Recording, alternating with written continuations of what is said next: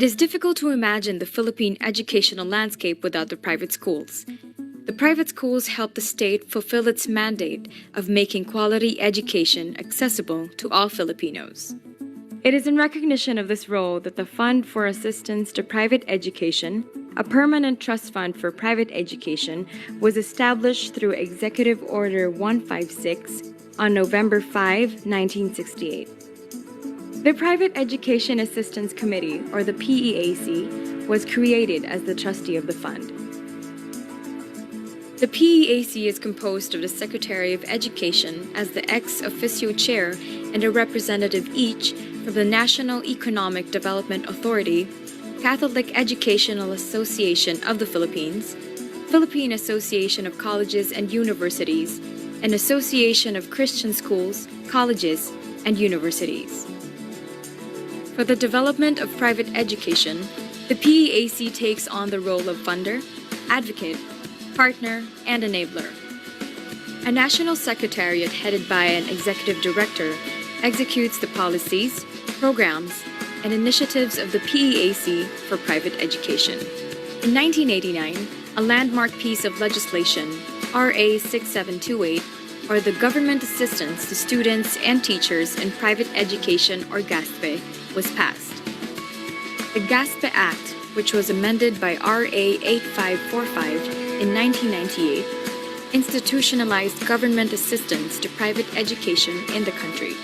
The Educational Service Contracting, or ESC, Teacher Salary Subsidy, or TSS, Senior High School Voucher Program, the In-Service Training, or INSET, and Research are part of the Department of Education's GASPE program.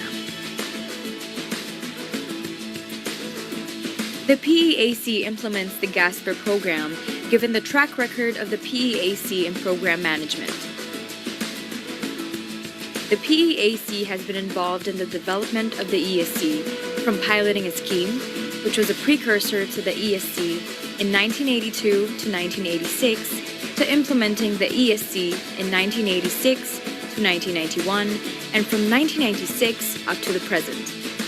The ESC today has close to 1 million beneficiaries.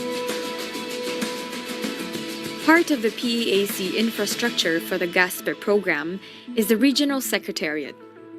The PEAC-RS is headed by the Regional Program Director, who designates a Regional Program Coordinator for the day-to-day program implementation in the region. The PEAC has the following responsibilities in the GASPE program: orientation, ESC certification, SHS voucher applications, processing, monitoring, resolving cases of schools with adverse findings, regular meetings and consultations with stakeholders, research and data gathering, in-service training.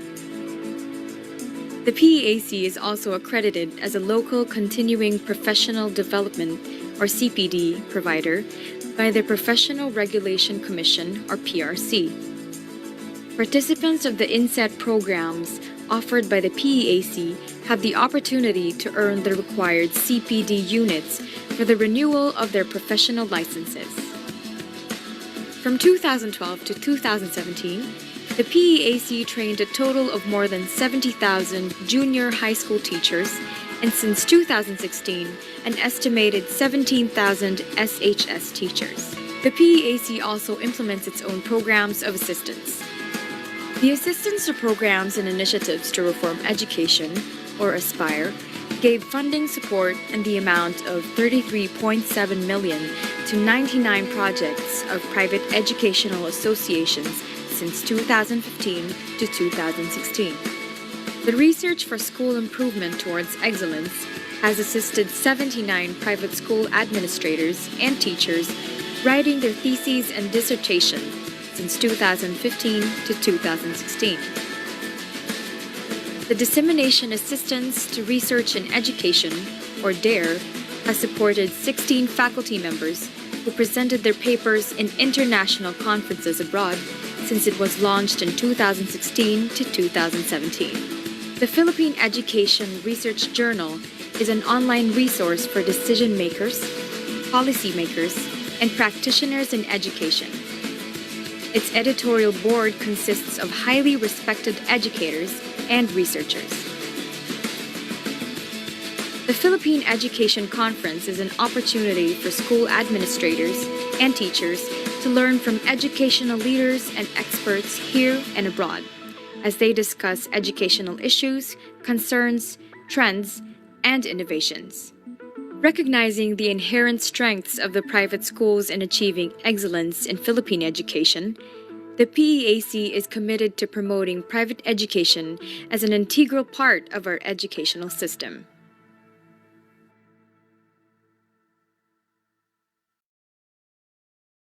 In the name of the Father, and of the Son, and of the Holy Spirit. Amen.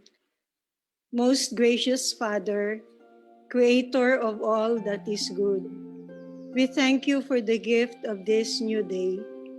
Thank you for the opportunity to gather for a purpose. Thank you for the many ways you have been blessing us each day.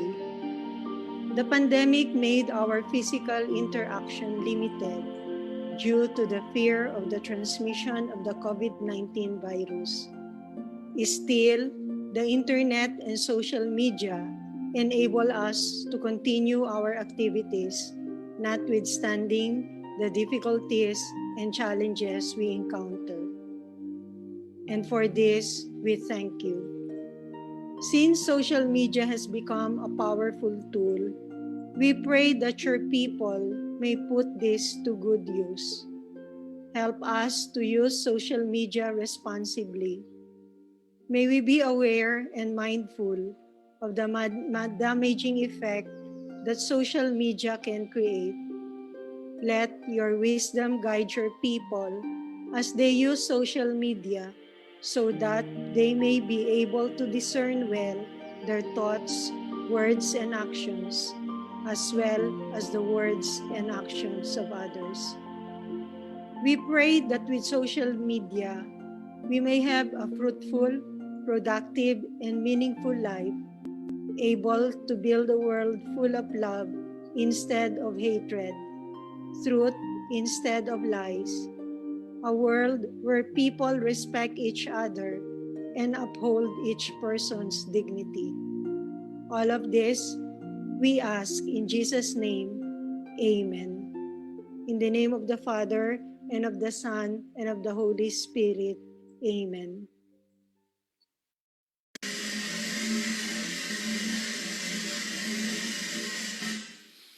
Bayang magiliw, perlas ng silanganan, hanap ng puso, sa dibdib mo'y buhay.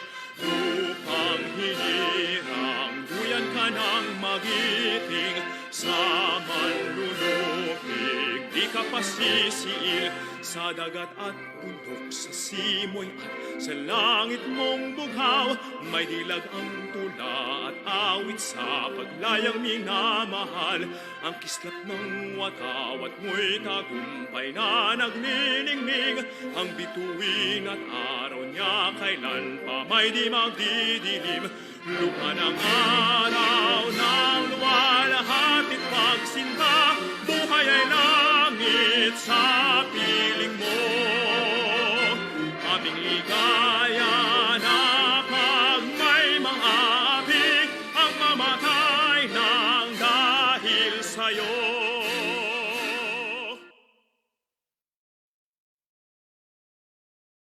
Professor Christian Esguerra, our resource speaker in today's webinar.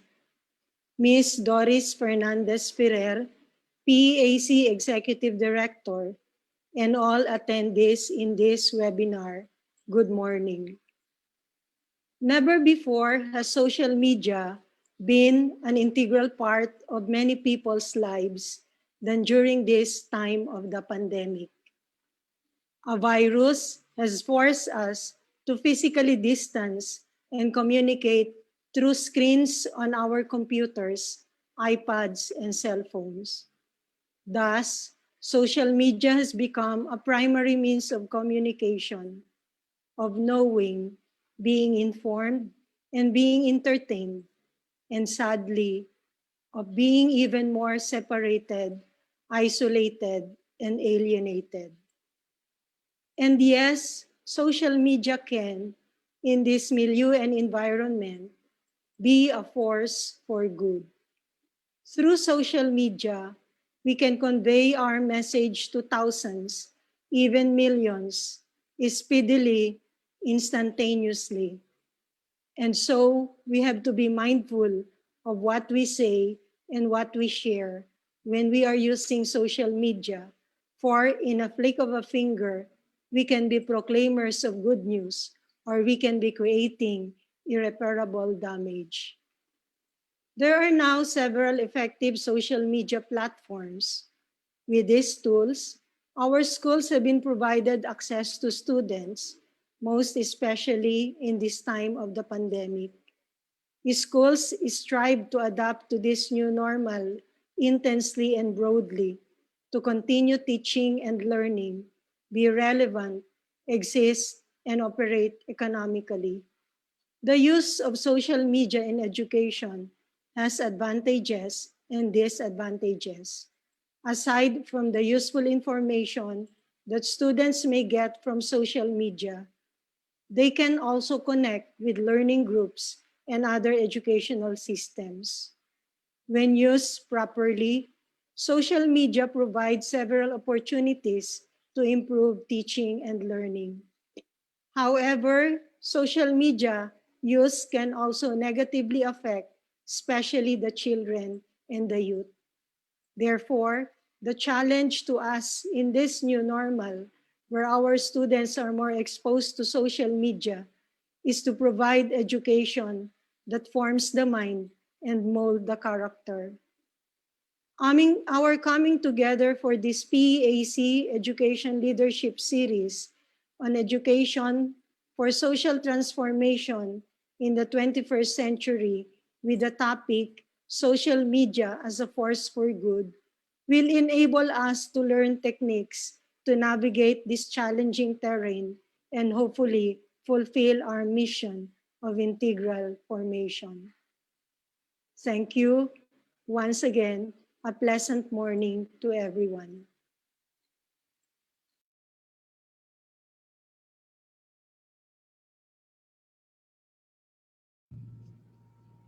Thank you, Sister Marisa Viri, RVM, President of the Catholic Educational Association of the Philippines, Regional Program Director for PAC Region 11, and President of the University of the Immaculate Conception in Davao City, for the opening remarks and for leading our prayer this morning. I also would like to acknowledge Mr. Arman Ferrer, a multi-awarded musical theater performer, best known for originating the role of Emilio Aguinaldo in Tanghalang Pilipinos, Mabining Mandirigma. Magandang umaga po sa inyong lahat. We are very happy to see you this morning on our third day of LIDER 2. It was in July 2020 when we started with the PAC Educational Leadership Series, Leadership, Innovation, and Dynamism Towards Educational Reforms. In July, we featured 5 of our most well-respected academicians who spoke about topics now which at that time we felt were crucial for schools as we were all navigating the impact of COVID-19. So we talked about future-proofing schools.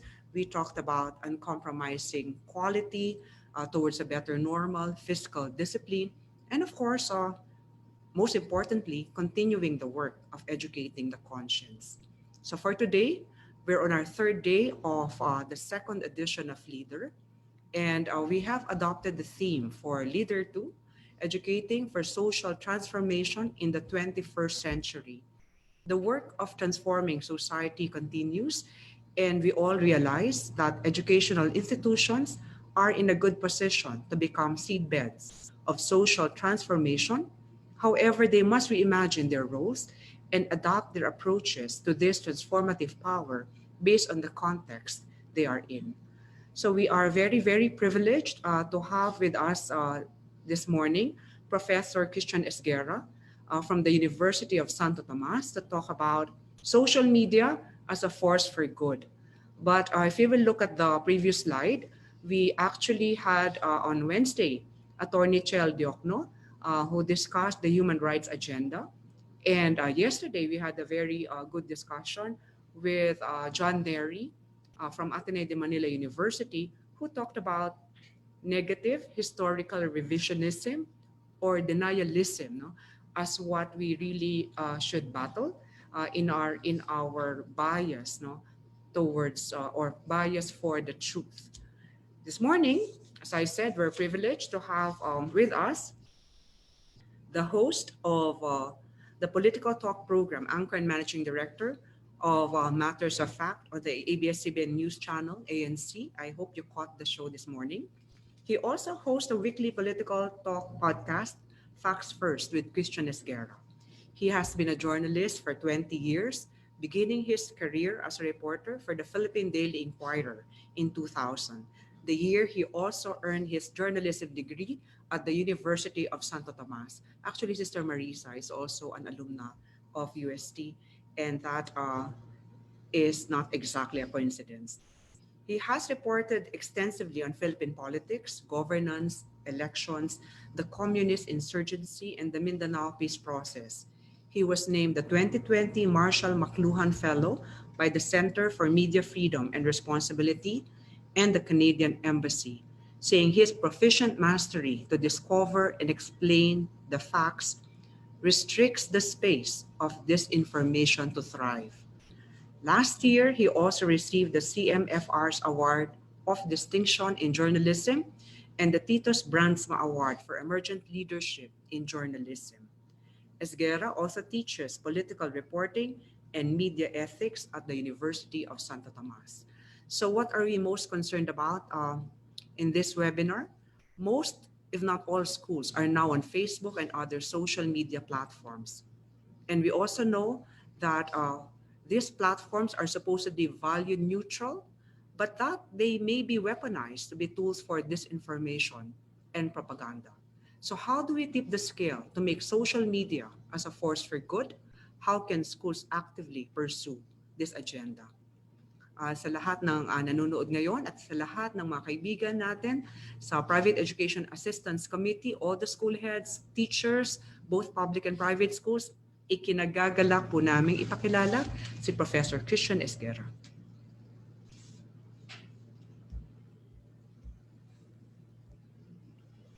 Hi, good morning, Doris and sister, and sa lahat ng mga bumubuo ng PEAC. Maraming salamat po for inviting me to this forum.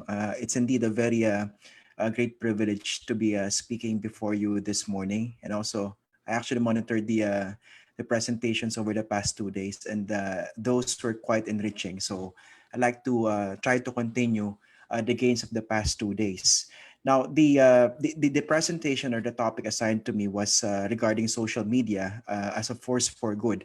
Now, of course, if you talk about social media as something that we can use as a force for good, there are many different facets that we can tackle. But in today's presentation, I would like to focus on social media as a tool or as a possible search engine, a very important or effective search engine for the truth.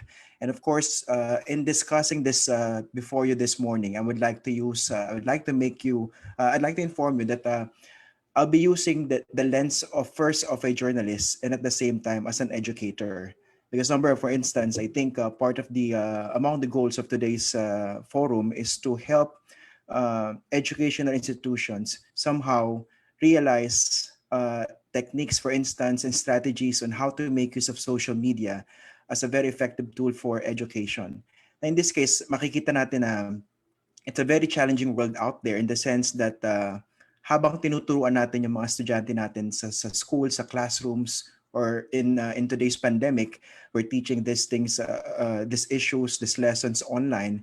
We know that unlike before, our students are also getting much, if not most, of their education outside of the classroom, outside of webinars, outside of online classes, but elsewhere, in particular social media. Now, that can be both effective at the same time destructive or disruptive because We know that a lot of things can happen. A lot of things are coming out on social media. It's very chaotic out there. So it's very important for us as educators to help guide our students or to help them navigate through this chaotic world on social media. And I think it's very important. It would be effective to use the lens of journalists as educators. I'm not speaking specifically, or I'm not referring specifically in my case because I'm both a journalist and a teacher, although I enjoy doing both. But my point is, I'd like to discuss this issue from the perspective of journalists as educators, meaning journalism as something that can also be used to educate the public, to inform the public, of course, not just entertain, and to prompt them into some meaningful action. Okay, I'm just going to show a few slides, and later on, I'm going to show an example of a very prominent example of disinformation coming straight from the highest levels in government. Um, Pressy, I'd like to share my screen.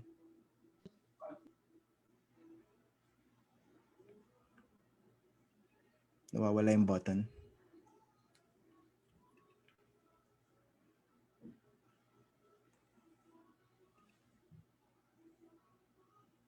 Yan.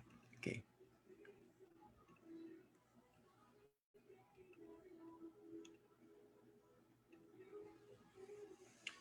Okay, so again, the lens that we're going to use here is journalists as educators using social media as a force for good. I think this is very important because these days we know that, of course, we know very much that journalism is under fire from many different sectors, in particular the government. And how can we use, for instance, social media to help educate the public, not just about journalism, although that is one of the most important things that we need to do now, but at the same time, help them identify things which are truthful, which are factual, and which are not, meaning how to help them address disinformation. And this, I think, is one of the most effective responsibilities or roles of journalists today. Okay. Now, pag pinag-isipan natin, wala naman talagang big difference between journalists and educators in certain aspects. For instance, as teachers, as educators, we also deal with facts. We inform our students, we inform people, we educate them. And of course, based on the information that we give them, based on the critical minds that we try to develop in the classroom or in our lessons, we hope that this could prompt them into some positive action, not negative action. Now, minsan, iniisip natin, mukha siyang madaling gawin, pero actually, hindi siya ganun kadaling gawin because we know that, especially in today's digital age, we have to compete with many other distractions coming from many different sectors, and among them is social media. Now, another important area of convergence between journalism and education, or between journalists and educators, is the idea that both jobs are not exactly mere jobs in the strictest sense. Because if you think about it, we know this for a fact as educators. This involves a lot of vocation.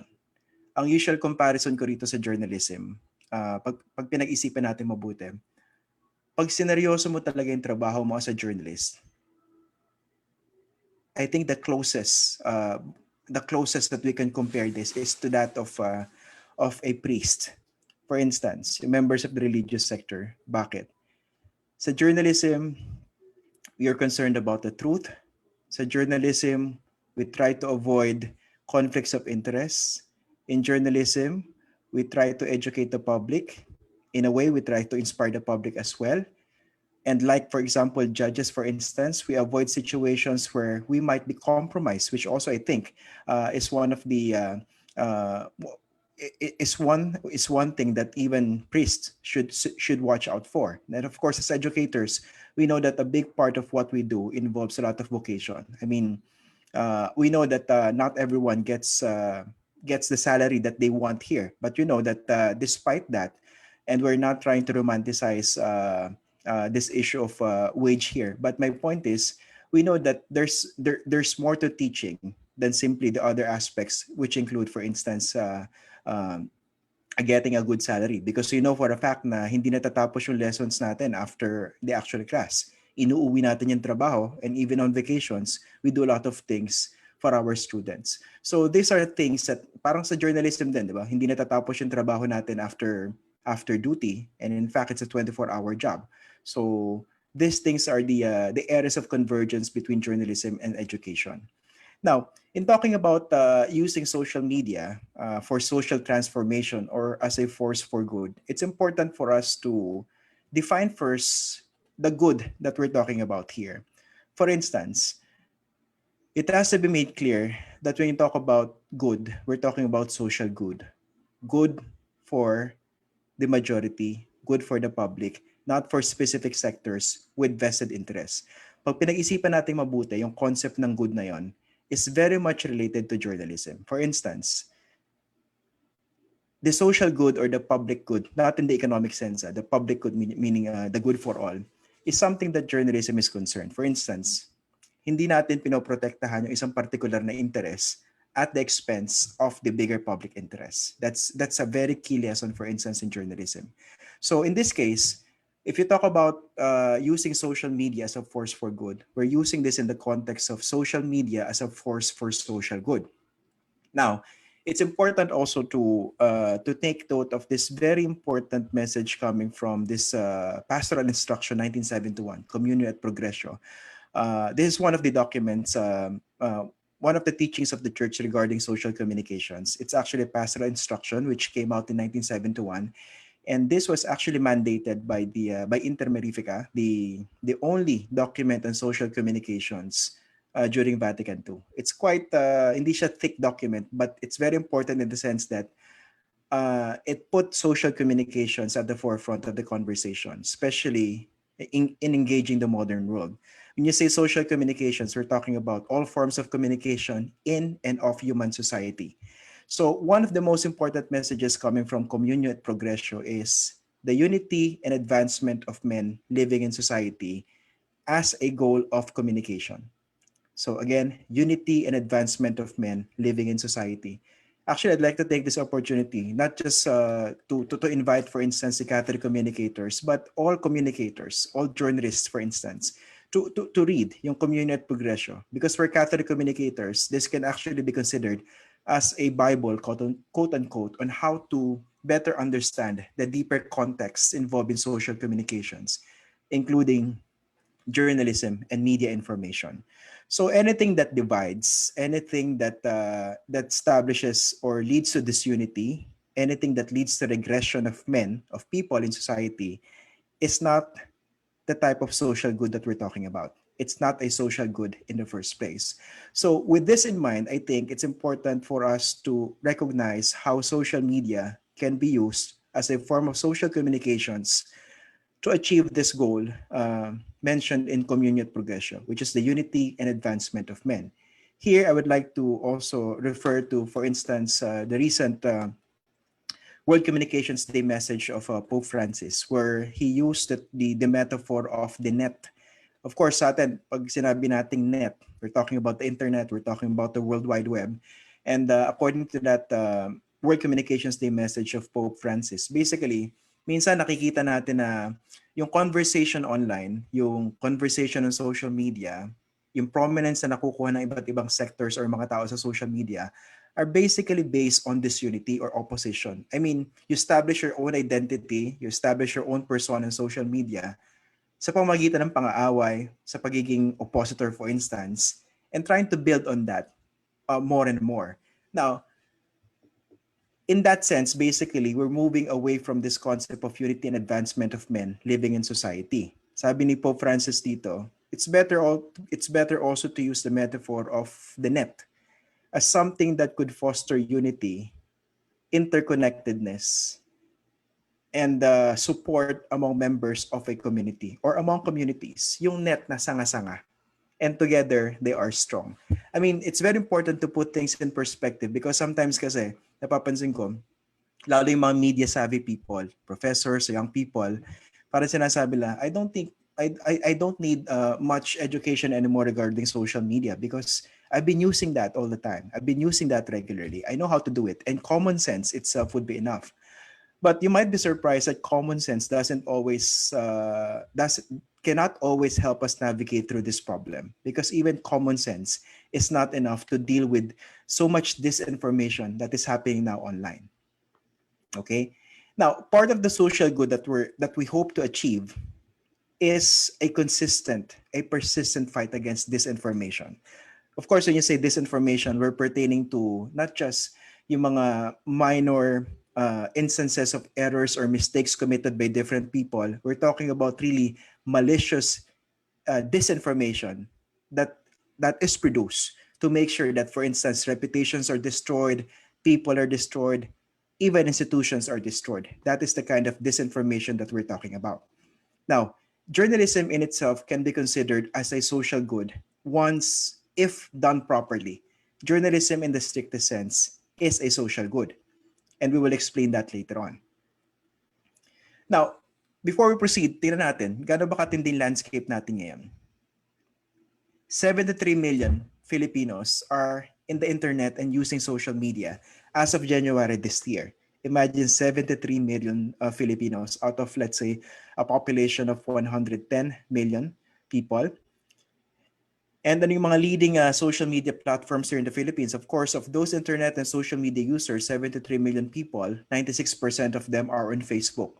So it's very important for us to recognize that the platforms available out there can no longer be ignored, and we really have to strategize on how to make full use or better use of those platforms to achieve the target of social transformation or social media as a social good. Now, kung titingnan nyo rito in the Philippines as of June 2020, ito yung mga pinaka-popular na YouTube channels in the Philippines. Ito, it's not surprising. Rafi Tulfo in action, although people might argue he's not exactly doing journalism, but he's doing what he calls quote-unquote public service. Okay? Honestly, I'm not familiar with the others here. Yung Rance Kyle, I don't know, siguro mga mas bata nakakilala dyan. GMA Public Affairs, very effective social media strategy, and so on and so forth. So kung makikita natin, yung even in the sense of trying to gain prominence on social media, that also is a struggle even for legitimate news organizations, because we're not just competing among ourselves. I think that time has passed, yung immense competition among journalists or among media organizations, because right now we are dealing with a much bigger competition in terms of grabbing the attention of the public. We need to compete to the likes of Wish 107.5, for instance, or Alex Gonzaga, who is a very popular YouTuber. So here, I'd like to invite you to this perspective. Na-realize ko because of immense disinformation happening now on social media, meron dalawang importanteng role ang isang journalist sa social media in particular. Number one is to fight disinformation. And number two, to defend journalism itself.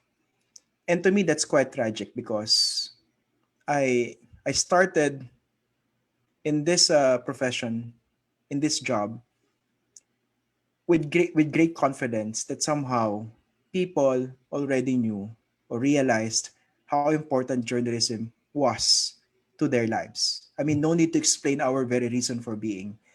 But over the past several years, because of the rise of populist leaders, because of the rise of disinformation, I was surprised and I was quite disappointed with the idea that we need to go back to the very basic and explain our very reason for being, our very reason for existence to our public, to the very people that we serve.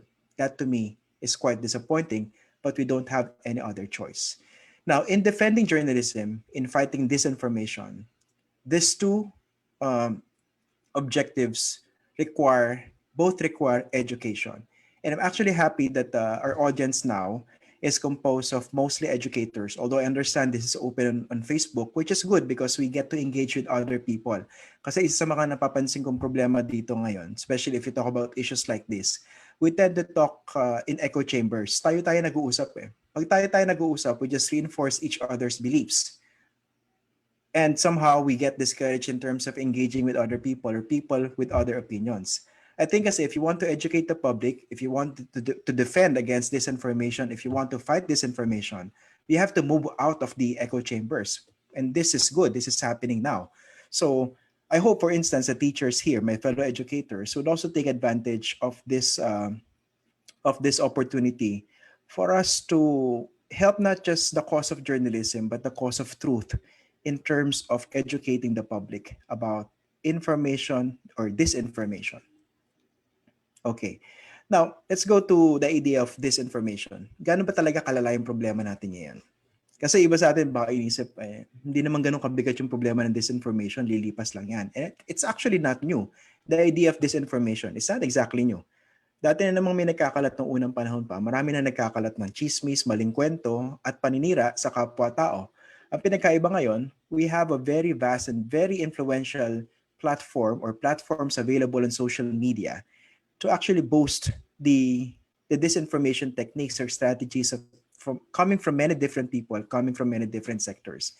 Gaano ba kalala ang disinformation dito sa Pilipinas? I'd like to invite you to three representative headlines that which I think could give us an idea of how bad disinformation is here in the Philippines. Number one, the Philippines has been described as patient zero for disinformation, meaning just a couple of years ago, I think more than 2 years ago, or as early as 2016, we realized based on a study by the communication scholars in Jonathan Corpus Ong tsaka si Jace Cabalem from De La Salle University, they identified the architects of network disinformation in the 2016 campaign, and that was quite revealing. They interviewed a lot of experts, they interviewed a lot of actual players involved in this network of disinformation, more particularly involving PR strategists, yung mga PR people who were using their expertise to actually spread disinformation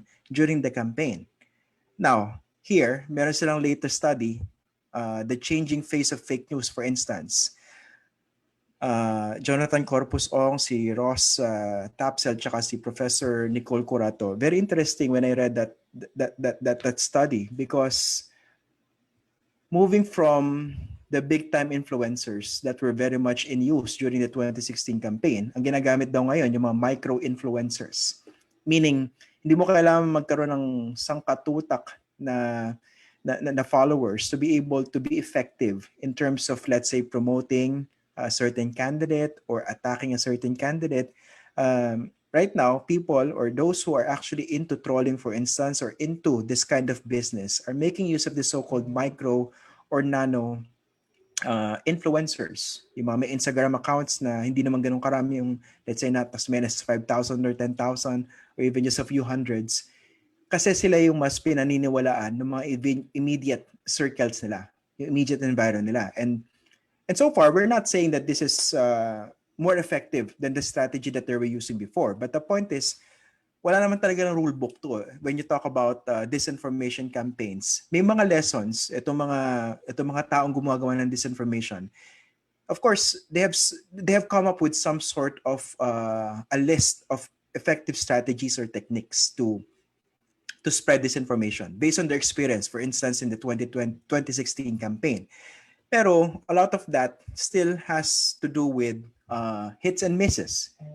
Kung yung micro-influencer technique na ginagamit ng marami ngayon, if that would be effective, I suppose that would be maintained for quite some time. But if they discover much more effective ways to, let's say, promote a candidate, attack another, or to troll people, of course, they would grab that opportunity. So dito sa changing face of fake news, they also mentioned, for instance, yung paggamit ng alternative news sources, and of course, yung paggamit ng mga close groups, for instance, sa Facebook.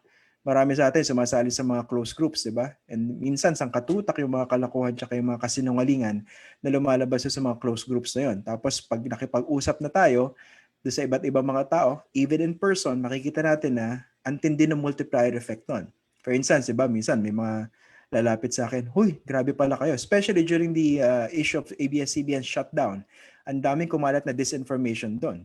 And even the fact-checking efforts that we did during that time were also discredited by people who were actually out to destroy ABS-CBN, to close it down. So, kung makikita yun, that was just one example of how difficult it was to actually to battle disinformation. So, sa ABS-CBN, we came up with with many different explainers. Yung idea ng explainers, this is not something new.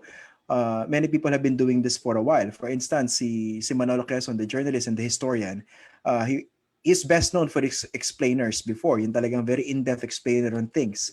And good thing na somehow lately over the past couple of years, mas nag-catch fire yung ganung effort as a very effective tool against disinformation.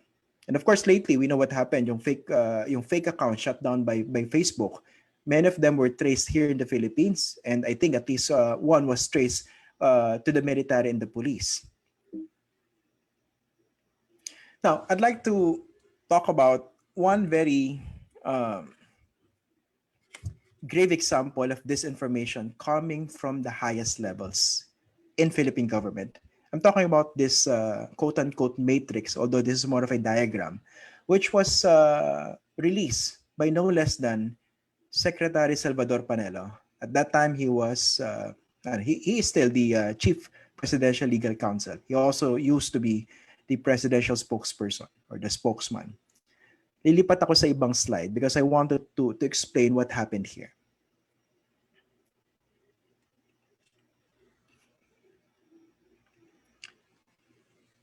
I call this the anatomy of disinformation. This story came out in 2018. Okay, I'd like to talk about this because I want to help people realize na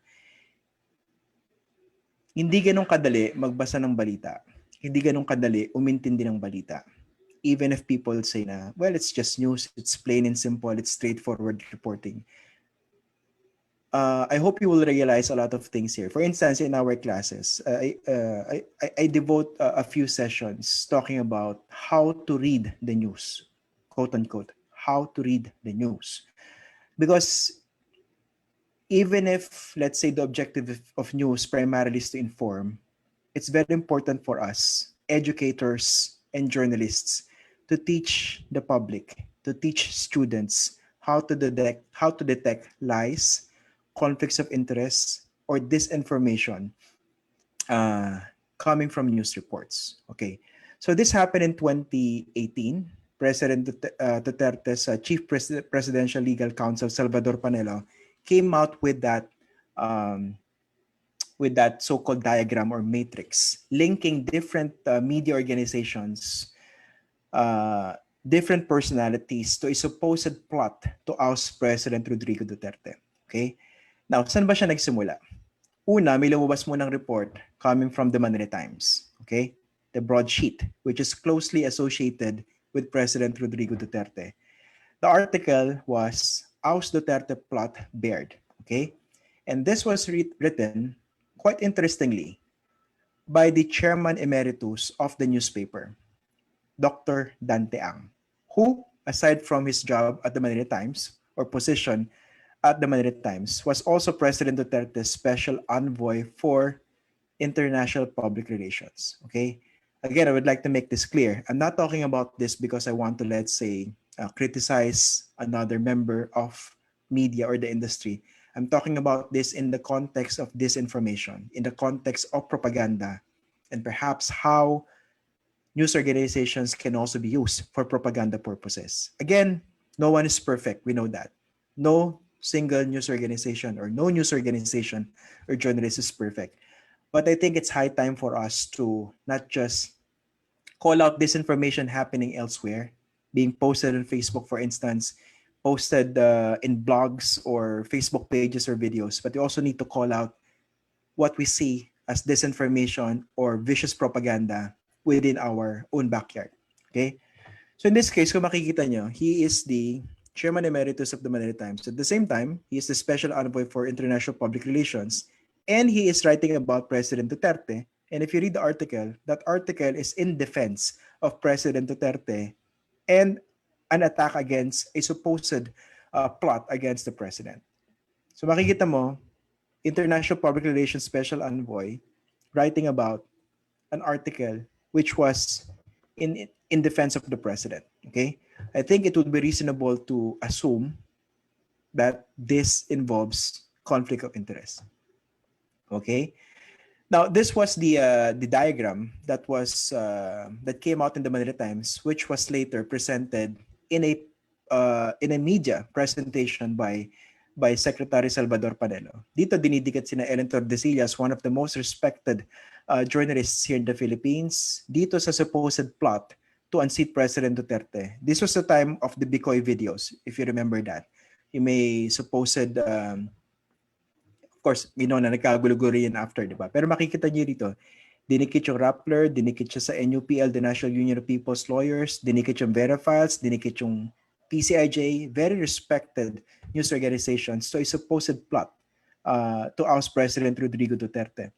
Now, the basic rule here is, if you present something, if you accuse something of any wrongdoing, you have to present proof. The burden of proof is with you. Okay?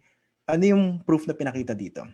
It's the matrix. It's the diagram, which anybody could have come up with. Madali lang gawin yan, di ba?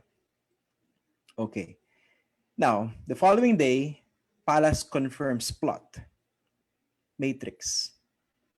You now have Secretary Panelo talking about that same revelation or expose coming from a newspaper that was closely associated with President Rodrigo Duterte or identified with President Rodrigo Duterte. So, minsan, hindi maiwasan mag-isip na pinag-usapan ba to? Was that document leaked by Malacanang to Manila Times para magkaroon siya ng initial revelation tapos i-confirm ng Malacanang? I mean, mukha siyang di ba? Mukha siyang scripted. By the way, if indeed that was the case, this was not the first time that would have happened because I think it's safe to assume that this kind of strategy also happened in other administrations, during the Aquino administration, during the Gloria Macapagal administration, during the short era administration. It's a common technique in terms of propaganda. Ang problema lang dito, hindi ganun kaswabe yung pagkakagawa. And it's quite blatant, okay?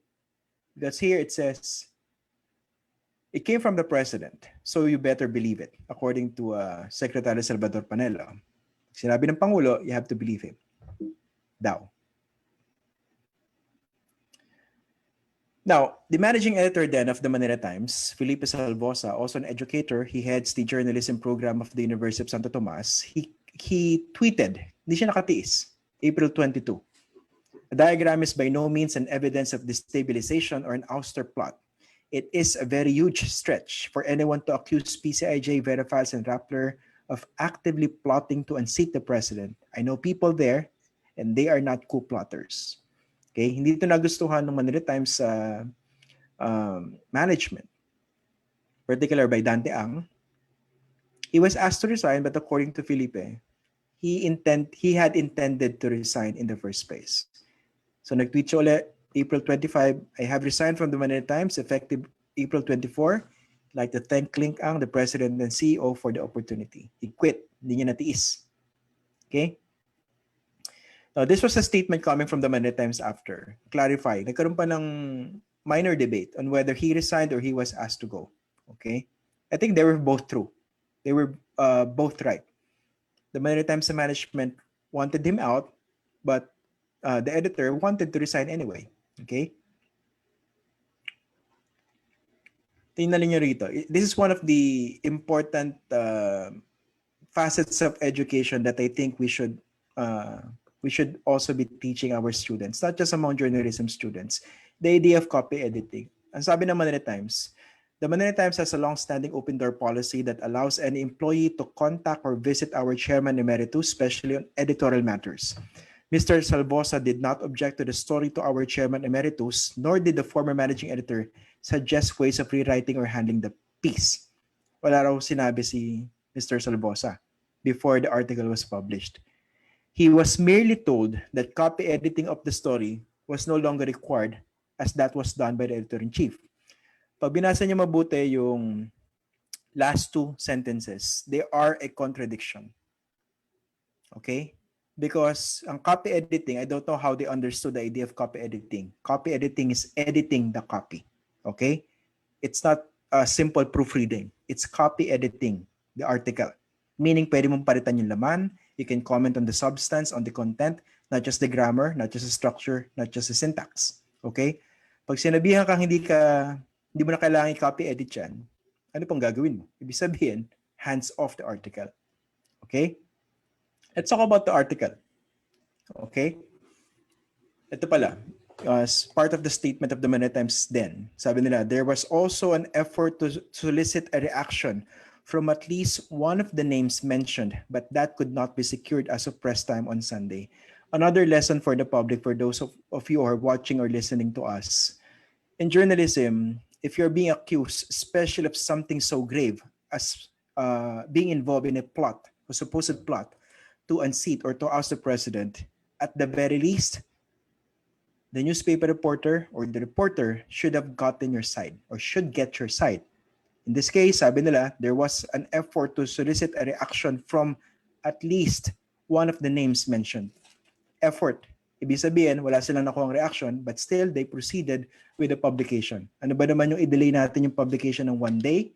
And siguro sabihin natin kay Secretary Panelo, yung confirmation nyo, let's wait for another few days para lang maging patas doon sa inaakusahan ng napakalaking kasalanan, napakalaking accusation. But this was not what happened. Okay? And for the information of all, this is one of the disappointing tricks of the trade by some newspapermen or some journalists in the olden days especially. Minsan may bad habit na pag meron kang accusation against someone, tatawagan mo siya perfunctorily, sasabihin mo, "Sir, can I get your reaction to this story?" Minsan ay downplay pa yung accusation against him, hindi binibigay yung full scale of the accusation that would be published in the following day's paper. Sasabihin lang, "Can I get your reaction to this accusation?" Pag hindi sumagot, because let's say nasa misa, may ibang ginagawa, and perhaps it's a Sunday family day, sasabihin ng reporter, he could not be reached as of press time. I mean, nasan yung fairness doon, di ba? Sa isang kasalanan na napakalaki na ibinibintang sa kanya, at dun sa effort to get his side, there has to be some sort of fairness, if not balance. Okay. The Manila Times statement also defended the story, saying that the story was not a PR piece. It was a legitimate news item, and Dr. Ang's appointment as special envoy has no line item or office in the government or remuneration of any kind. Well, hindi porke hindi ka sumisweldo, it doesn't mean that you're not benefiting.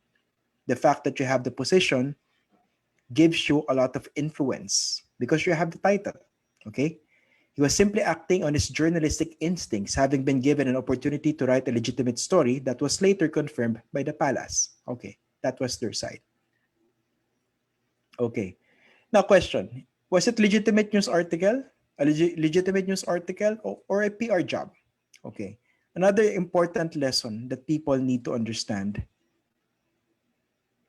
Ano ba yung talaga news article? Basically, when you say a news article, it's a street news story. Nandun yung basic information, no opinion, no judgment, and you try to be as fair as possible. You're talking here of the street news article, which, by the way, still needs to include a lot of context. I mean, the meaning. What does this event mean? For instance, di ba?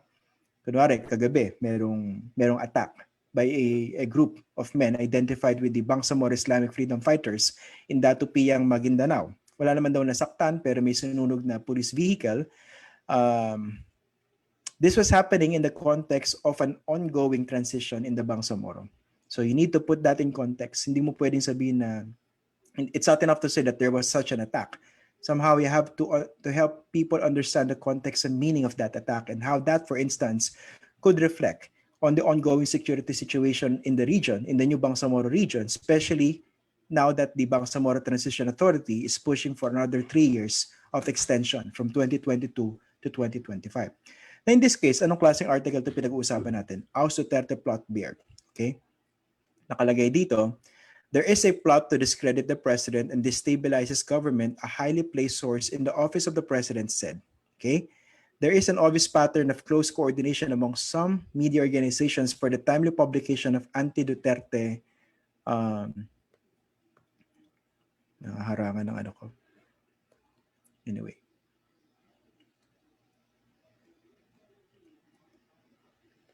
The playbook is all too familiar. Utilize the media, plant fake news, distribute them to the friendly media outlets, kung makikita nyo, pag binasa nyo yung buong article, tunog commentary siya. I think it would have been better if that was labeled as a commentary or opinion piece, not a news article making such a revelation. Okay?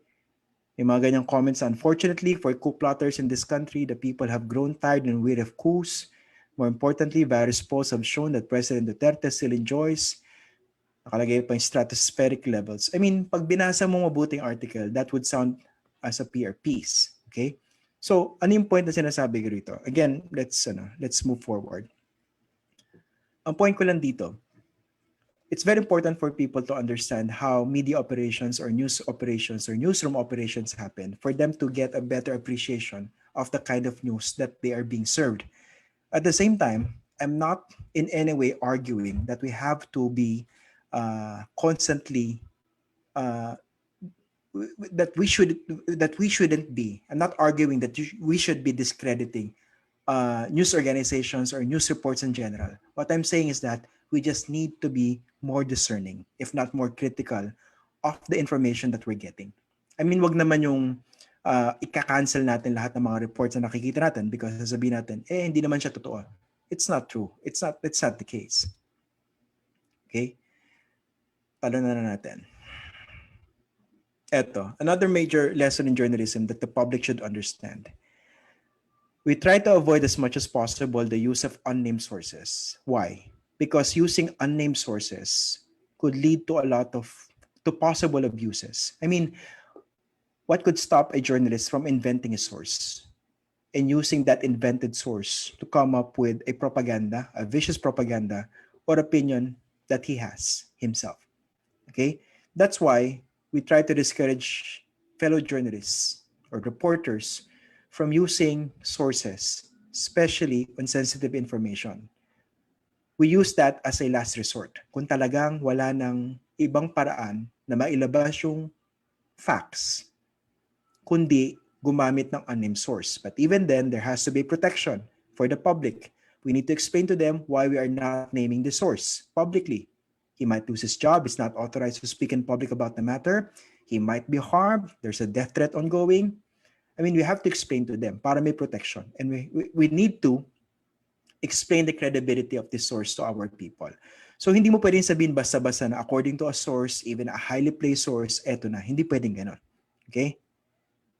And number 2 rule sa sourcing, for instance. The revelation attributable to an unnamed source should focus on facts or details, not opinion. Okay? Here in this case, makikita nyo, normally a journalist would not share her story with other journalists or media outlets, especially if it is an enterprise or exclusive story. He or she would naturally want to have a scoop. This is more of an opinion attributed to an unnamed source. Okay? Balik na ako sa original natin.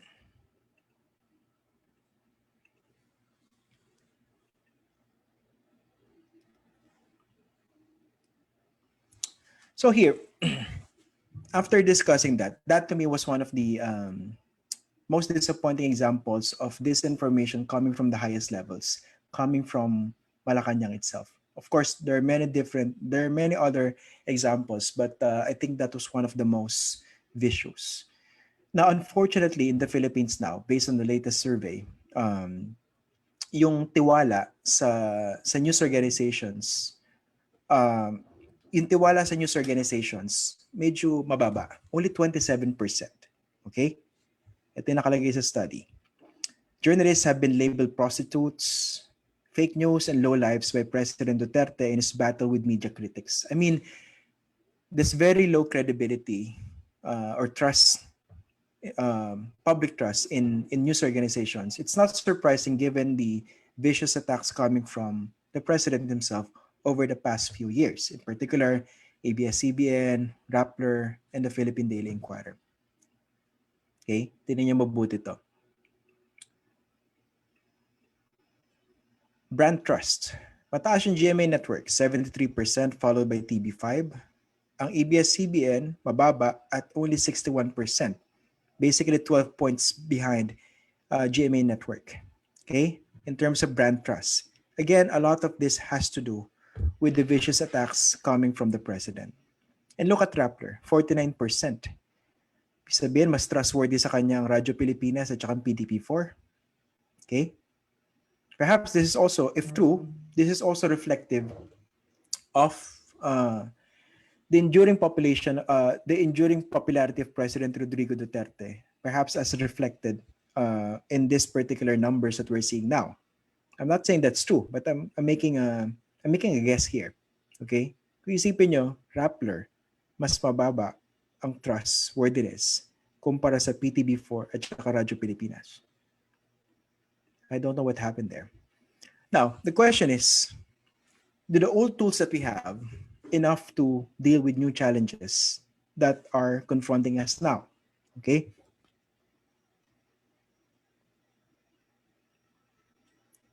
In terms of, for instance, battling disinformation online, there have been a lot of efforts to do that. For instance, makikita natin yung website verification or verification of news source. Diba nakalagay dyan minsan, for example, this account has been verified. Meron check siya. Okay? That's fine because that alerts people regarding the possible credibility of a news source. Okay?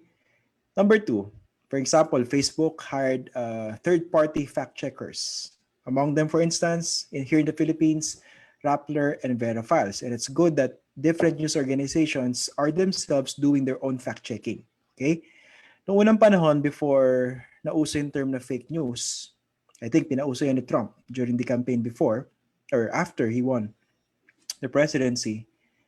When you say fake news, technically that's a contradiction in terms because if you talk about news, it's supposed to be factual.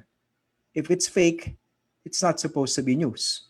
But of course, that has been a very popular term these days. So sige, gamitin natin, fake news. One effective way of battling disinformation is through fact-checking. At maganda yung ginagawa ng iba't ibang news organizations. In particular, for instance, Verifiles and Rappler as third-party fact-checkers. Although, marami rin nagki-question ng credibility nila in the context of the political situation here in the Philippines. So, dito kasi uso-uso sa atin labeling, di ba? So, those two organizations have been labeled as dilawan by supporters of the president. So, that they're making use of that labels or that label against Rappler and Verifiles to discredit their own efforts against fact-checking. Okay?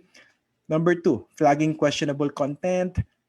And of course, scrutinizing content and context of the reports that we see online. Now, minsan, may mga studies din na lumabas na sometimes it's not as effective even if there's flagging of content or even, let's say, the flagging of this particular headline as something questionable.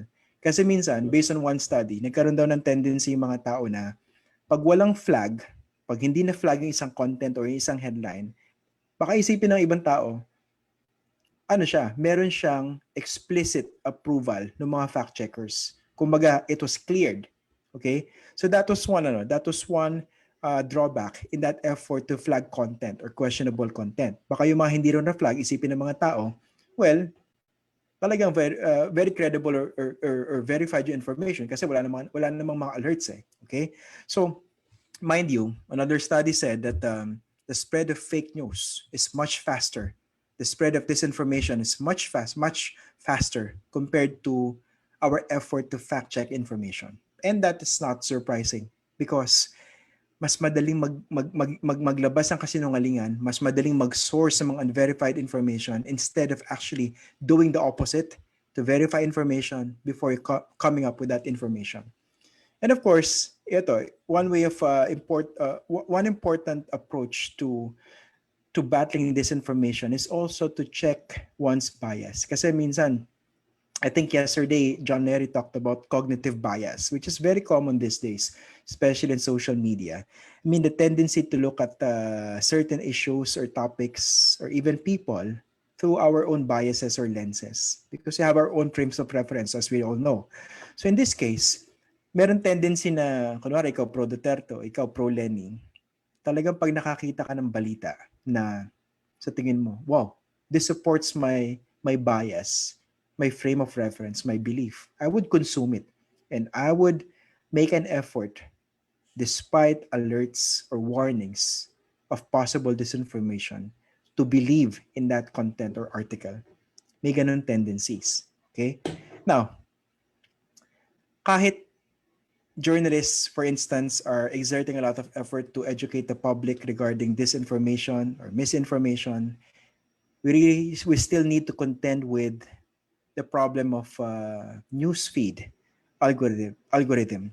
So Facebook, for instance, technically it's Facebook that decides. The algorithm of Facebook decides the kind of information that they will see in our news feeds. Okay? Kaya nga ngayon may pressure sa Facebook to do much more to combat disinformation, to guide people, or to use or adjust its algorithm to make sure that people would be served with information coming from legitimate news sources. Ang problema, even Facebook is playing catch up in this regard. Even if, for instance, naitayo na yung Facebook Oversight Committee, yung tinatawag na parang Supreme Court ng Facebook, the court of last resort. If you have questions regarding content that was taken down or content that needs to be taken down because it violated community rules, or for instance, hate speech, or even promoting violence or terrorism, etc., etc., yung mga actions na ginawa ng Facebook, for instance, you can go to the Supreme Court, quote-unquote, the so-called Facebook Oversight Board. Now, we're not yet sure how effective this could be because this is fairly new. But we hope that along with other efforts, we would be able to address the problem of disinformation much better. Okay? Now, I'd also like to take this opportunity. Kanina, sinabi ko sa inyo na dalawa yung importanteng role ngayon ng journalists on social media. Number one is to fight disinformation. And number two is to defend journalism itself, to explain to the public our reason for being. I'd like to take this opportunity to also somehow disabuse the minds of a lot of people, especially those who have been viciously attacking journalists for so long regarding certain ideas or values in journalism. Number one, objectivity. Lagi natin nadidinig yan sa mga critics ng Rappler, for instance, ng ABS-CBN o ng Inquirer, sabihin, ang problema kasi sa inyo, dapat nga talaga kayong kinakasuhan o sinasara dahil hindi kayo objective. Okay? Now, what exactly do we mean by objectivity? It's very important for the public to understand that objectivity is a misnomer in journalism. It's an ideal that we hope we can achieve. But basically, given our own limitations as human beings, this is more of an ideal. For example, what would be an objective news report? I usually use this as an example in class. For instance, a simple story, let's say merong tatlong, let's say the story reads like this. 20 people were killed in a fire that razed a community or a slum in Tondo, Manila yesterday evening. So mukha siya objective because nandun yung facts, di ba? Pero pag inisip mo, the fact that you chose to highlight the number of people who were killed, that already is a subjective decision on the part of the reporter by highlighting that. Now, how should we understand objectivity in journalism? Objectivity in journalism, for the information of the public, should be understood more as a process. Okay? Objectivity as a process in journalism. Ano ibig sabihin nun? Unlike other disciplines, journalism puts a lot of premium when it comes to verification or their journalistic process. For instance, pag isang journalist binulungan ng kanyang source, oy, meron ako naamoy na corruption dito. Let's say sa DPWH. Baka magandang tutukan mo. Okay? Meron akong mga papakilala sa'yo. Pwede mong interviewin. Following this objective process, that reporter should not believe that tip right away. Hindi mo pwedeng paniwalaan yung basta-basta. You have to be the first line of defense, the first gatekeeper. Tanungin mo siya, number one, why are you telling me this? Why are you giving me this scoop? Scoop pa siya in the first place. You will assess the credibility of the person who made that statement to you. Is that hearsay? Is that first-hand information? Yung mga sources na ibino-volunteer niya sa'yo, meron ba silang axe to grind? Ano yung motibo nila? And despite the motive, let's say, kahit ano pang motibo niyan, legitimate ba yung revelation, for instance? Is it supported by documents? Is it supported by facts? I mean, at your level as a reporter, you need to do all these things, to verify. Once you submit your story to your news desk, dadaan din siya sa another process of verification and scrutiny. Pating gamit ng words, tama ba? Mas appropriate pa na gamitin yung term na to? Medyo judgmental yata pag ginamit mo yung term na to. I mean, before that article gets published or uploaded, it follows a process. Bakit natin siya tinawag na objective process? Because this is a process that can be or is replicated in all legitimate news organizations before coming up with a story. So objectivity in journalism refers more to the process, okay? And that should not be misconstrued with the idea of fairness, balance, okay? Now, bias. We always hear this, di ba? I myself have been hearing a lot of comments. For example, after na isang program, sasabihin ng comment, ng mga nagko-comment sa YouTube, bias ka kasi, bias ka. And by the way, when you say biased, it has to have an E and a D. Okay? So, ano ba ibig sabihin ng bias dito? Of course, there's always bias in journalism. But we put our personal biases in check. That is supposed to be the rule. But in journalism, technically, when you talk about bias, you're always biased in favor of the truth or the fact. Which brings me to another important lesson in journalism, which I think you guys can help propagate on social media. What is truth in journalism? What is the truth that we're talking about when you talk about journalism? Truth in journalism should not be misconstrued as truth, as, for instance, philosophical truth, or the truth of God's revelation, making himself available, revealing himself to mankind. Okay? The truth that we're talking about in journalism is what is called journalistic truth. Journalistic truth meaning the truth or the set of facts that we can accept as truthful in the meantime, given the set of facts that we have. For instance, let's say it's true that there was an attack, for instance, in one community. It's true that these were the set of firearms that were used, etc., etc. It's true that this particular number of people were killed. Okay? Yun ang factual. Yun ang totoo based on the data that we've gathered. But let's say afterward, nirevise yung bilang. Let's say hindi naman pala 20 namatay. Let's say 15. Okay? We have to adjust our truth or the set of facts that we acknowledge as truthful previously because of the new set of evidence that came out. Ganun din, for instance, let's say, mahirap to i-apply, let's say, when you talk about opinion. Pero let's say, ano ba yung truthful dito? For instance, rapist ba yung isang taong inakusahan ng rape? Hindi mo siya dapat tawaging rapist, especially unless he has been convicted or convicted with finality. Or let's say, inamin niya, and all evidence shows that talaga yung rapist, diba? But even then, we try to be careful in terms of labels in media. So I think it's very important for us to understand the concept of bias in this sense, and also the concept of truth. Okay? Now, another issue, patapos na tayo, that I'd like to take advantage of is the issue of false balance, because related to the issue of objectivity, quote-unquote, fairness and balance, people actually are expecting false balance. I get this all the time. Ano ba ibig sabihin natin ng false balance? If I may share this to you, this is a public forum anyway. There was a press conference held by then Speaker Alan Peter Cayetano. I think this was, if I'm not mistaken, this was in March. The first hearing conducted by the House Committee on Legislative Franchises about the franchise application of ABS-CBN. This year lang. He was still the speaker. And then after the initial hearing conducted by the committee, they simply laid down the ground rules nung time na yun. Wala pa talagang bakbakan or discussion. After nun, nagpatawag ng press conference si then Speaker Alan Peter Cayetano. And toward the end of the press conference, after I asked certain questions, he confronted me. He was asking, bakit daw nung time ng campaign last year, nagbigay siya ng number. I think sabi niya, hindi raw balance kasi mas in-interview ko raw yung nag-akusa sa kanya at saka sa asawa niya ng effort to establish a political dynasty in Taguig City last year. Kasi sa Taguig, in case you do not know, there are two legislative districts.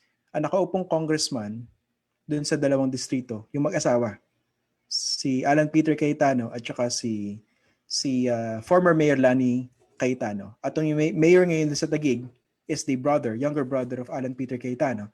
si Lino Cayetano at yung isa pa nilang kapatid nasa Senado. So merong 4 na Cayetano nakaupo ngayon. Of course, ang argument nila, well, hindi lang naman kaming ganyan, yung establish ng political dynasty. But even then, the story last year was, there was a petition filed against, a case filed against the 2 Cayetanos, yung mag-asawa, running for the 2 available legislative seats in Taguig.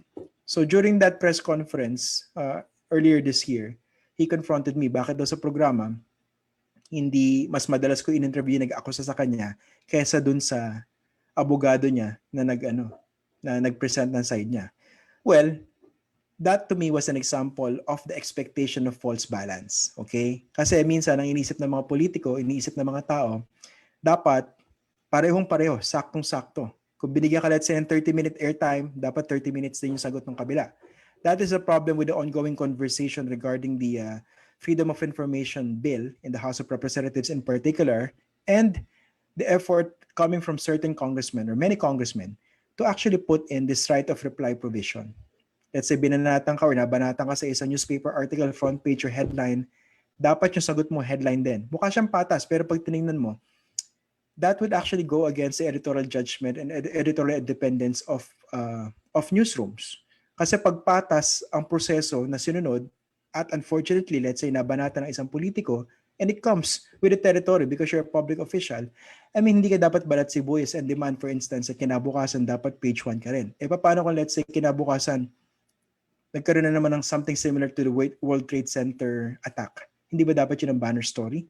Not your side? Which would still be published anyway? I mean, these are things that we need to understand. False balance should not be understood as a substitute for impartiality. In fact, if evidence warrants, as long as evidence warrants, for instance, let's say Abu Sayyaf, pumatay ng let's say nanunog na isang village. I mean, hindi mo ba ilalabas yung story because hindi mo pa na-interview yung Abu Sayyaf o yung ISIS? I mean, in its extreme sense, that would be one ridiculous manifestation or reflection of the so-called false balance. Well, thank you very much po, and I'm looking forward to your questions in case you have one. Thank you, Professor Christian Esguerra. And yes, there are a lot of questions. So we're happy that you can stay for the Q&A. Siguro first lang, bago yung unang tanong, merong isang nagpo-post dyan na isang Rohan Dalavi na nag-aalok ng investment. Okay, so obviously not a teacher, not an educator, so alam niyo na ho yan. I'd like to start with, actually, you know, when I was listening to you, I have my own questions. I'd like to start with that. And it started yesterday, this discussion of objectivity and bias and how teachers or educators should rise above their own. You were talking about objectivity as a process, no, for journalists.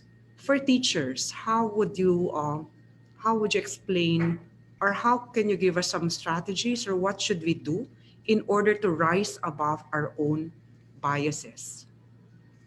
Well, it depends on kung anong biases yung pinag-uusapan natin, Doris, no? For instance, kasi ako, I'd like to believe that education itself does not preclude an educator from being biased. That's natural, di ba? Kasi, let's say a history teacher, history professor, or a journalism professor, meron siyang kanya-kanyang interpretation of what historical events are, di ba? Meron siyang sariling lens. But this lens has been, for example, developed through scholarship, through critical thinking. For instance, you don't take it against the educator. Let's say, ito yung version niya, ito yung perspective niya as far as that historical event is concerned. As long as that is a product of critical thinking and supported by overwhelming evidence.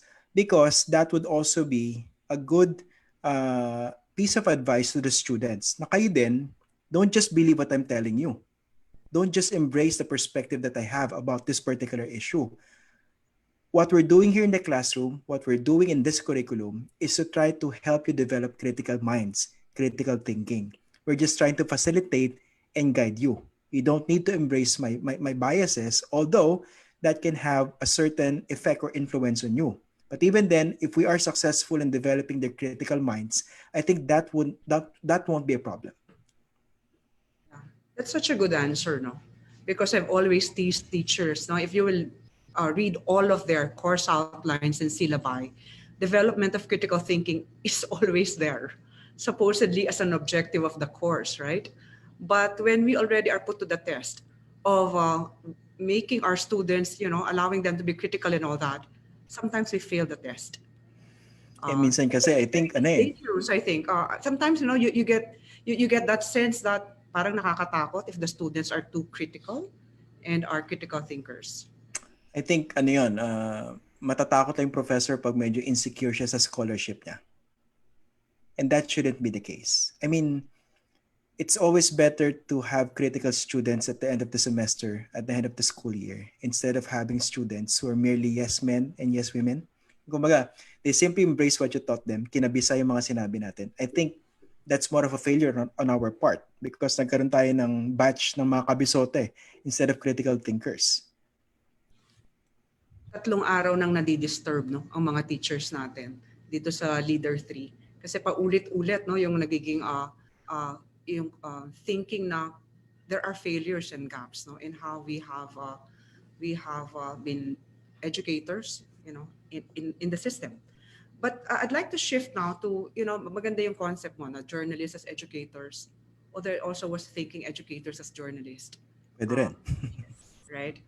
And the sense is that amidst the prevalence of fake news, this is a question from Dr. Helen Terre, our regional coordinator in Region 6. How can the public get the real facts? How do we get to the truth if prevalent of fake news, disinformation, especially with the timidity of the press? Well, those are her words. Actually, I agree, yung timidity ng press. I also use that term often, yung timidity. Yung journalist na veteran, si Verhel Santos, he often uses the term meek.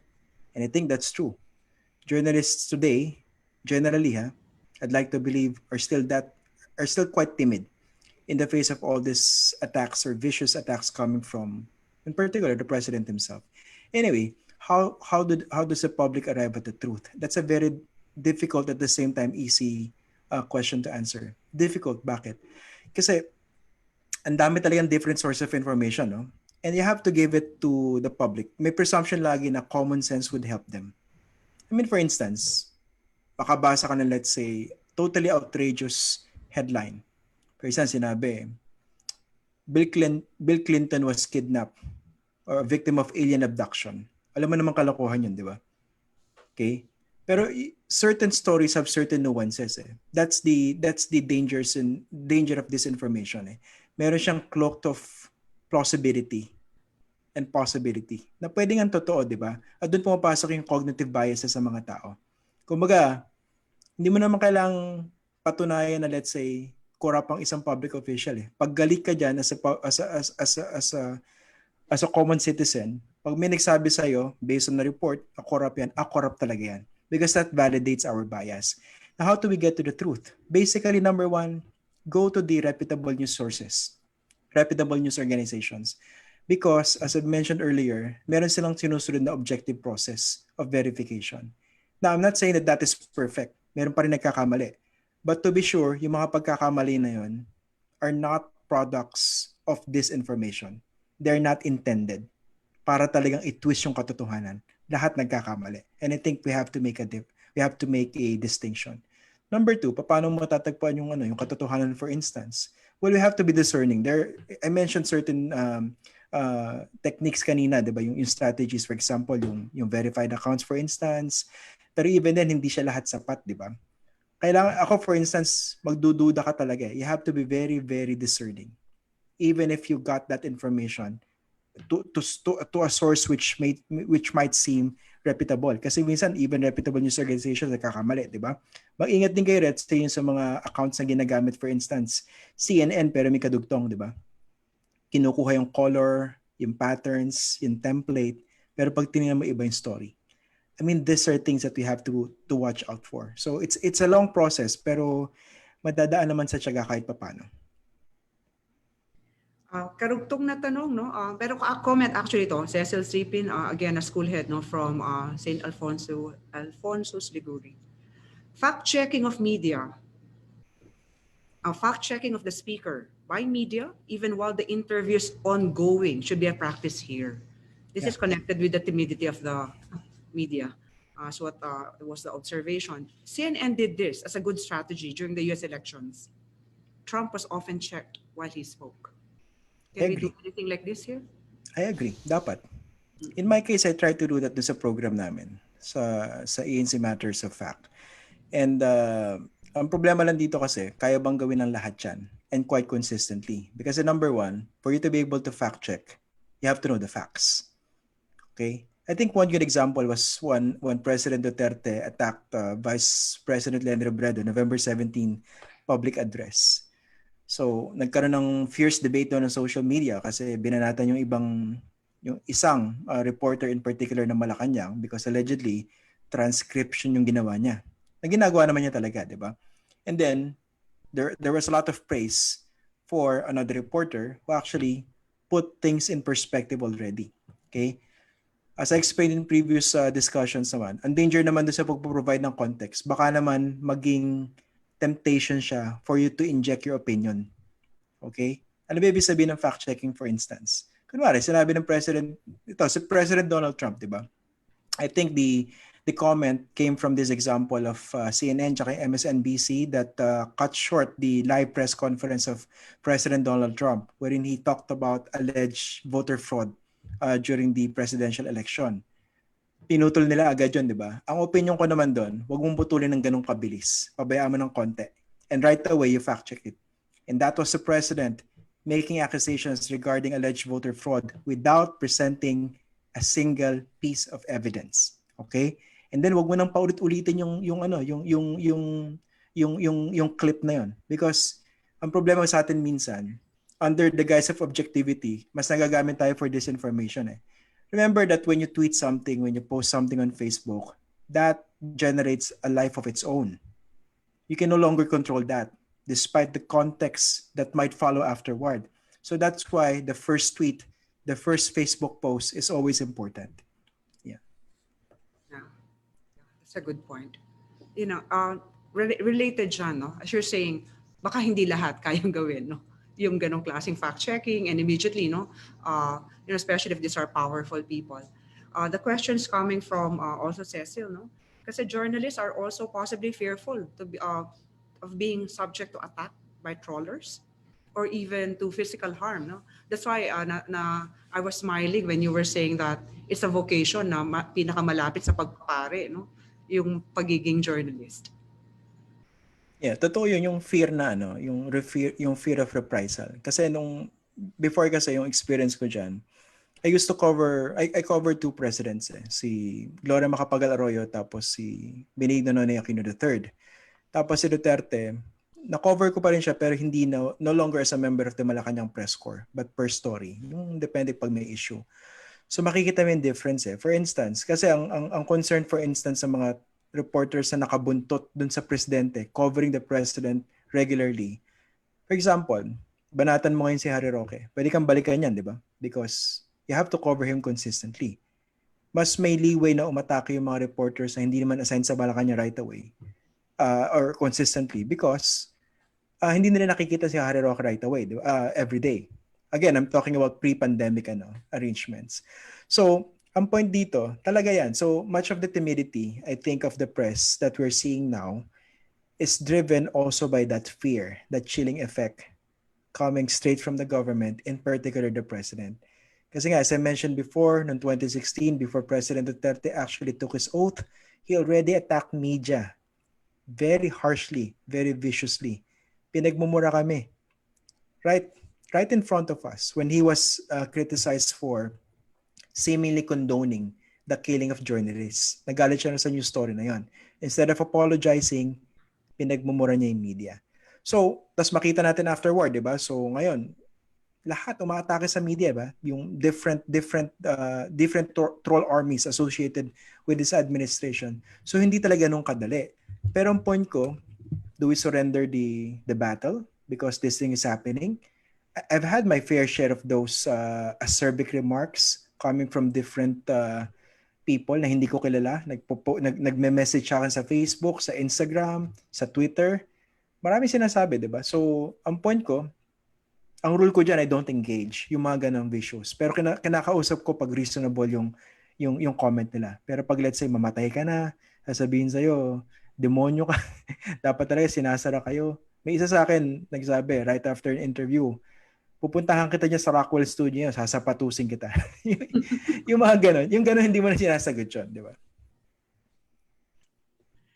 May tanong dito about the media as the fourth estate. Paki-explain daw. What does that mean?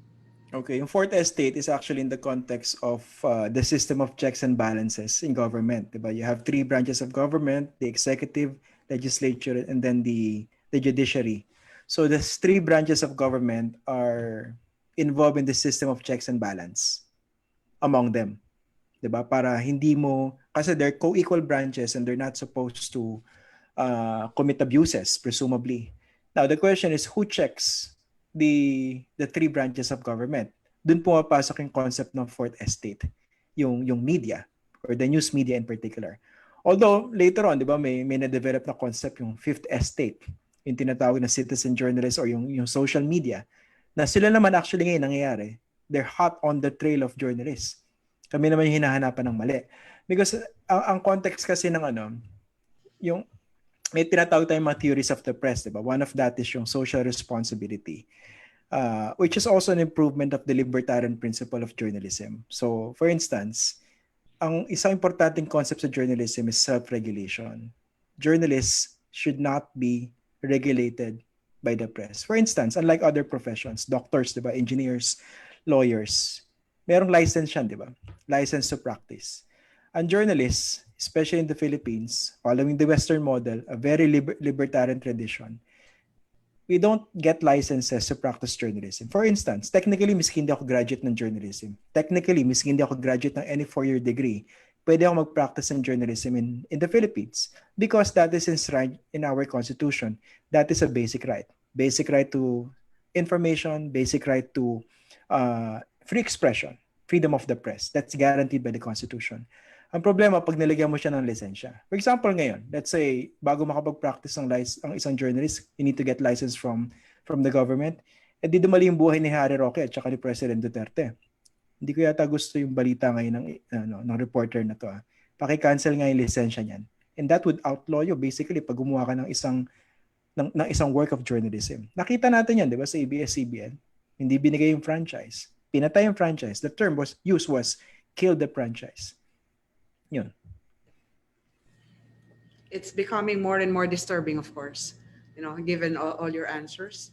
But again, we go back to yung sinasabi mo kanina about the newsfeed algorithm on Facebook, and that's something that teachers will have to consider when they try to develop critical thinking, discernment, and all that.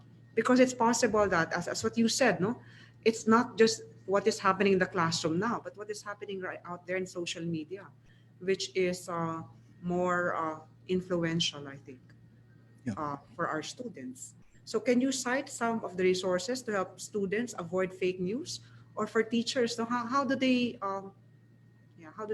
deal with this? Like their students are right now subjected to this algorithm where what they read is what they actually always search for, and logically that's also their set of beliefs and biases. Example, we go to reputable news sources so that the algorithm of Facebook and our news feed will be forced to serve us those that we frequently visit. Kasi meron sila understand, kasi it's important for us to understand the concept of a newsfeed algorithm in terms of battling fake news or disinformation. Kasi hindi natin ma-apply ngayon yung hindi sapat yung old libertarian principle of the marketplace of ideas. Di ba naalala natin yung marketplace of ideas? We allow all kinds of information, all kinds of ideas to be made available. And we have that immense trust in the human person to make that right choice at the end of the day. Ang problema, pag yan lang yung ginamit nating lens or frame of reference dito sa battle against fake news or disinformation, matatalo tayo because there's Facebook. There are the social media platforms. There's Mark Zuckerberg, who actually decide the kind of information that we see in our news feeds based on our behavior. Okay? So yung sinasabi nating marketplace of ideas, wala siyang equal chance to be presented to all of us. Nagkakaroon tayo ng sarili nating information spheres or silos, which is what is unfortunate now, di ba? So dati kasi, journalism was intended to also partly help establish this shared community among people. For instance, di ba? Kunwari, Doris, ano ba yung pag-uusapan natin ngayon? Nabasa ko sa dyaryo kanina ganito eh. So, yung topic natin na de-decide based on the function of journalism. Nagkakaroon tayo ng shared community. Lumabas sa balita, for instance, may sinaksak dyan sa labas. Yung community natin na nakabalita dun sa balita na yun, mag-iingat. Kasi that concerns our own security and safety. Pero ngayon kasi, because of social media, medyo naging disjointed yung concept ng shared community because somehow, because of the preferences that we have, because of news feed algorithm, nagkakaroon tayo ng kanya-kanyang silos eh. Nagkakaroon tayo ng kanya-kanyang echo chambers eh. So I think it's important to start with reputable news organizations for us to be able to show that behavior. That this is the kind of information that we want. Iwasan yung mga questionable news sites because after that, baka unless na-flag siya ng Facebook, sunod-sunod yan dito sa nalalabas sa newsfeed natin. Eh. Number 2, make an effort to hold these platforms accountable. And I think this is happening already. Kasi ang problema sa Facebook, naging ano siya eh. Is it a public good? Is it a social good? Or it's a private business? Kaya nga may mga efforts, diba sinasabi na iba, dapat ba i-regulate na yung Facebook? Because it has grown much larger than its original function. Naging source siya ng information, naging engine for business, for the economy even. I mean, kailangan na bang mag-step in ng government dito and really crack down on Facebook? And what would happen to the issue, for instance, of free expression? I mean, Facebook in itself presents an entirely different challenge to us. Eh. So in the meantime, until that is resolved, we have to do our own efforts to make us safe against disinformation.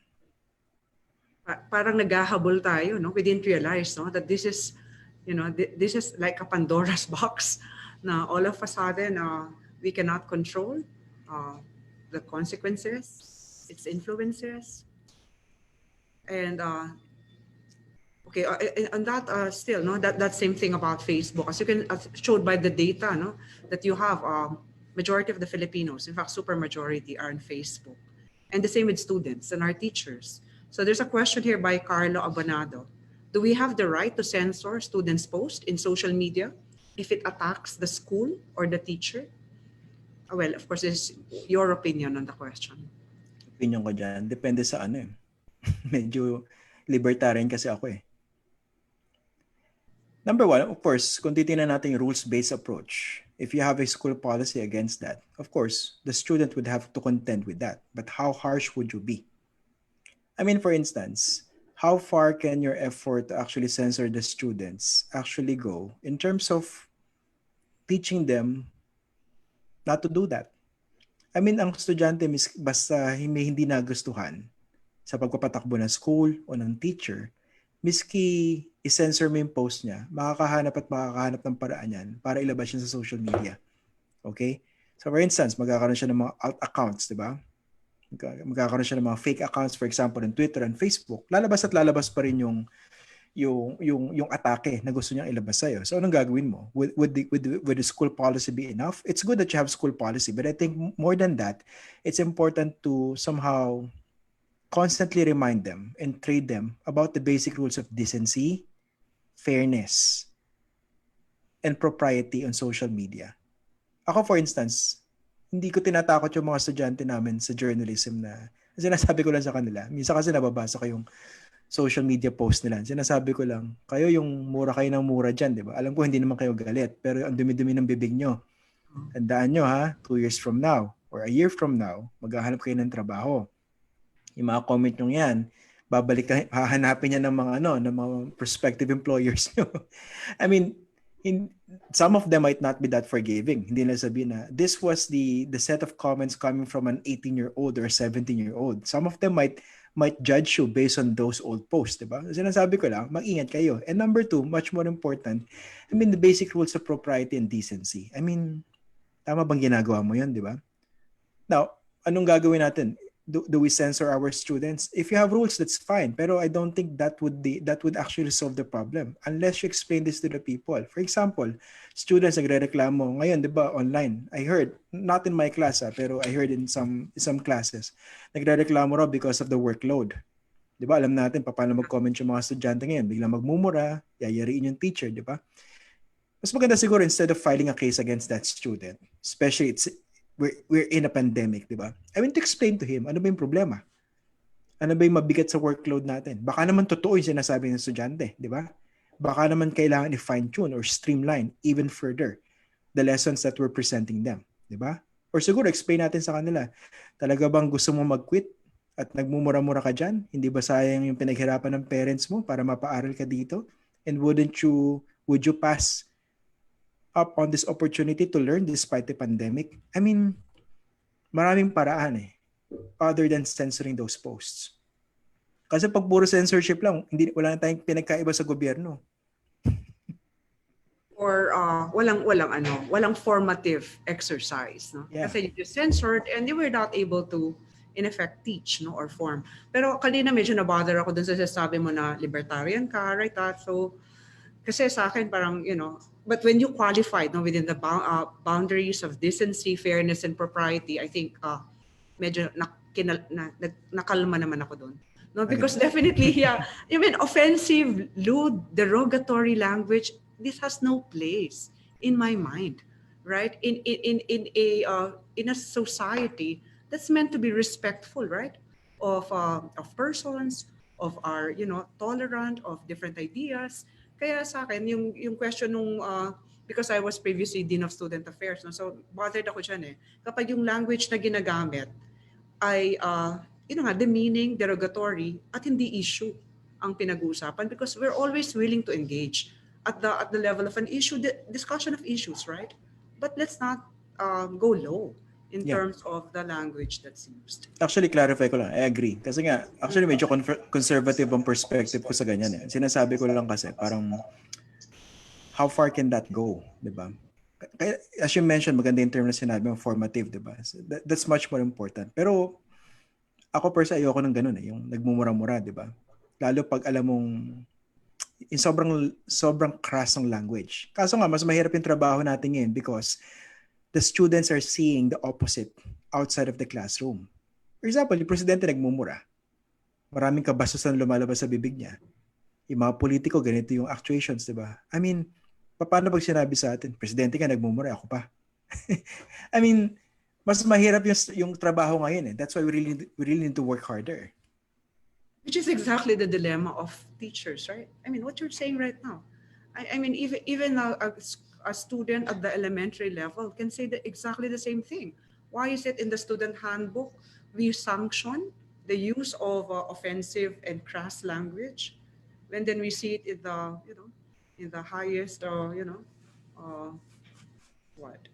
seats in society? So yeah, sige. Okay, so siguro marami pa talagang pwedeng pag-isipan about this, pero balik tayo sa social media as a force for good. Is it? Is there ever a chance that it will be a force for good? I think hindi naman siya yung parang black and white discussion is it a force for good or the exact opposite? I mean, there are many different ways we're seeing now how social media has become a force for good. But if you're looking at social media entirely as a force for good, I think that would be an ideal. Kasi ngayon, di ba, makikita natin, sabi nyo nga kanina, di ba, value neutral ang social media. Just like any other tools of social communications. For example, TV, di ba, yung mga medium na yan. Depende kung paano natin ginagamit.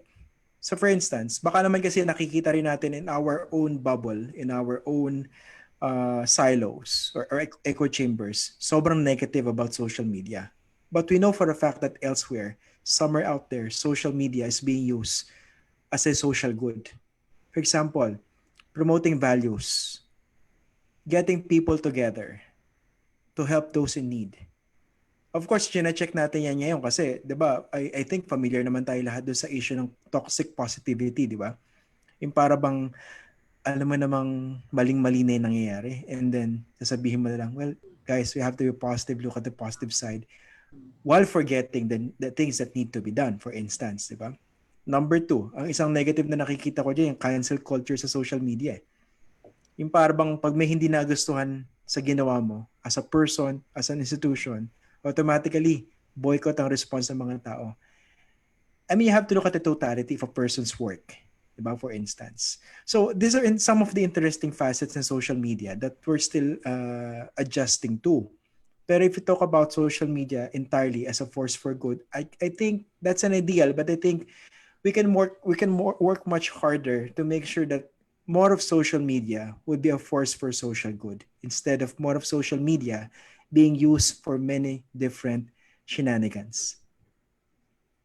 So on that note, I think we can conclude the Q&A.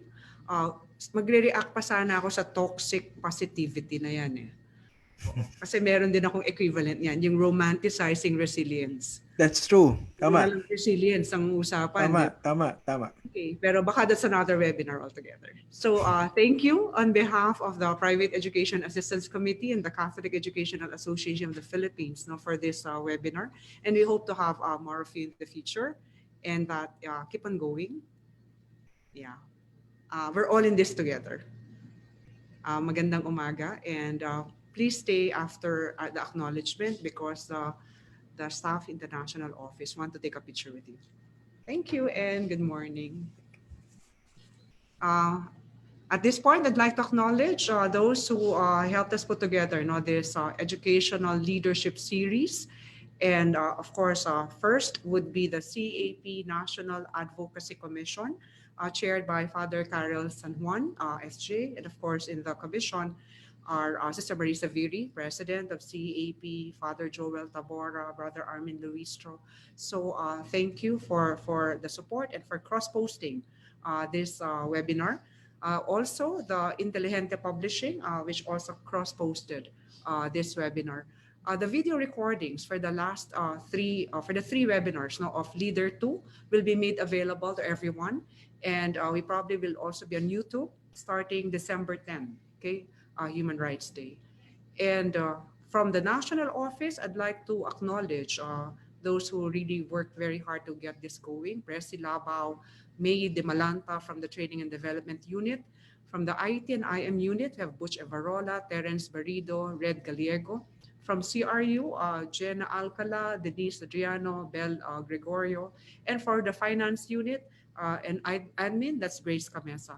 So thank you for all the hard work. And we'd like to probably end with some takeaways for the last 3 days. I've been trying to take notes, and personally, on the first, on the human rights agenda, what's really crucial for all of us educators is that we will ensure respect for life, respect for the dignity of the human person, and respect for our right to develop to our fullest potential. I think these are non-negotiable and nothing political about ensuring that all educational institutions respect, okay, very basic rights of human persons. Yesterday, my key takeaway was bias. Our bias should be for the truth. So we're biased, right? And our bias is for the truth.